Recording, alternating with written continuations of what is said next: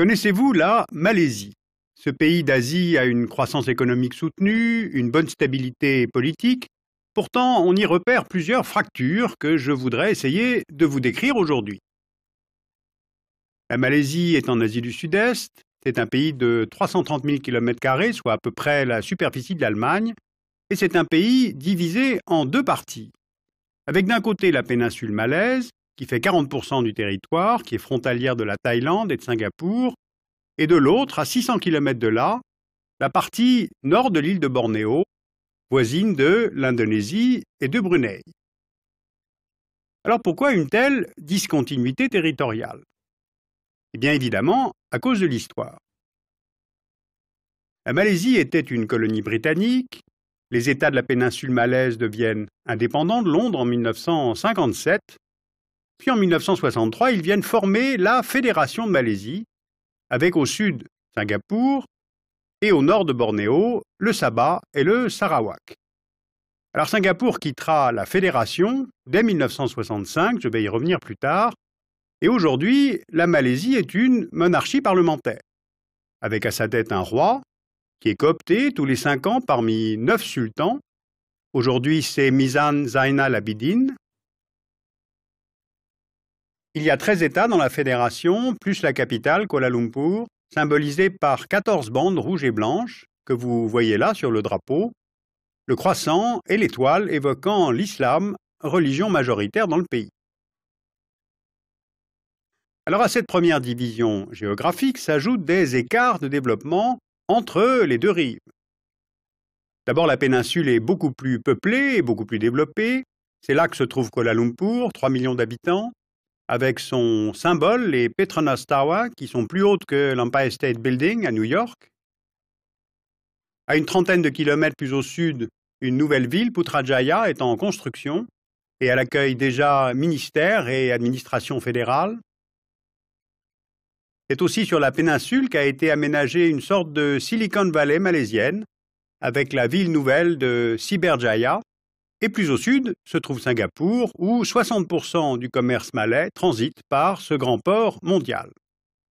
Alors si on compare avec les régions de Sabah et de Sarawak, on s'aperçoit que celles-ci sont moins développées, car l'économie repose là sur l'industrie forestière, de plus en plus orientée vers l'exploitation de l'EVA et du palmier à huile. Et en fait, ces territoires sont un petit peu considérés par Kuala Lumpur comme une sorte de réserve territoriale. Donc un pays en deux parties, une absence de cohérence dans le développement, et à cela s'ajoute une grande diversité ethnique.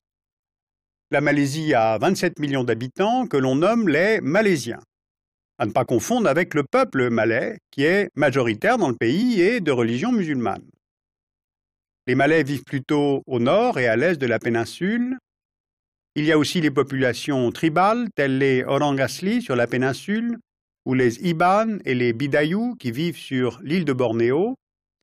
Et ces deux groupes, malais et population tribale, représentent à peu près 65% des Malaisiens. Ils sont appelés Bumiputra, c'est-à-dire les fils de la terre, par opposition aux autres ethnies d'immigration récente.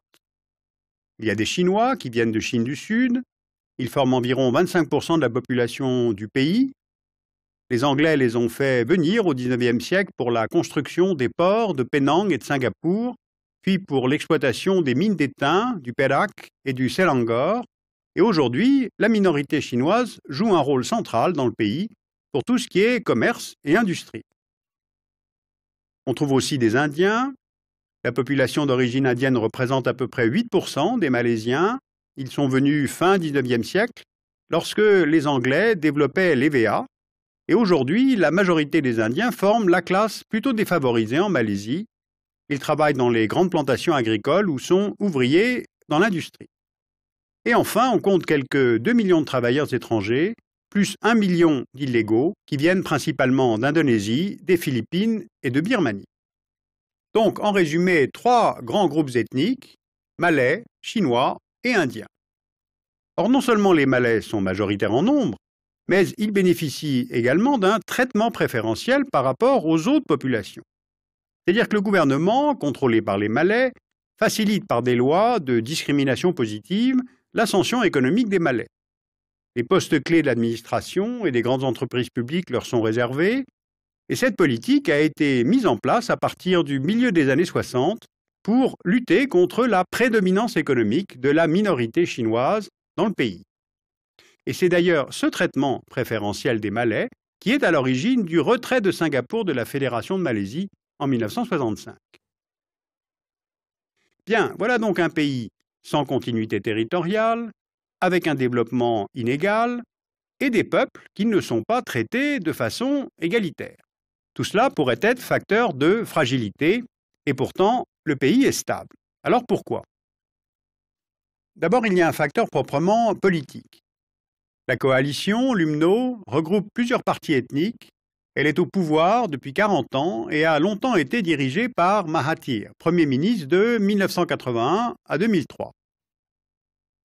Et Mahathir a su faire face à son plus puissant adversaire politique, le parti Islam c'est Malaysia, en occupant le terrain politique des islamistes. Par exemple, Mahathir favorise le développement d'universités et d'instituts de recherche islamiques. En 1983, la Banque islamique de Malaisie devient le premier établissement du pays à offrir des services bancaires conformes aux principes financiers islamiques. L'État finance aussi la construction de mosquées à travers tout le pays. Il crée des fonds de gestion au profit des pèlerins du Hajj.